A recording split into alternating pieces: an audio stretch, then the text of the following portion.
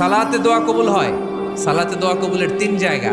একটা হচ্ছে তাকবীরে তাহরিমার পরে আমরা সানা পড়ি না, আমরা তো একটা পড়ি, আল্লাহর হাবিব সুন্নাহ এবং নফল নামাজে আরো পড়তেন সানা, ওই দোয়া কবুল হয়। দুই নম্বর জায়গা সালাতে সেজদায় পড়ে দোয়া করলে কবুল হয়।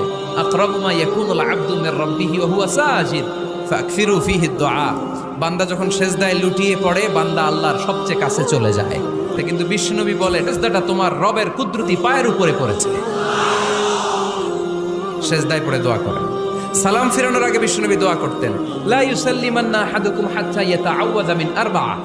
আল্লাহর হাবিব বললেন, চার জিনিস থেকে পানাহ না আছে আমার কোন উম্মত যেন সালাম না ফিরায়। তারা যেন পড়ে আল্লাহুম্মা ইন্নী আউযু বিকা মিন আযাবিল কবর, আউযু বিকা মিন আযাবি জাহান্নাম, আউযু বিকা মিন ফিতনাতিল মাহইয়া ওয়াল মামাত, আউযু বিকা মিন ফিতনাতিল মাসিহিদ দাজ্জাল।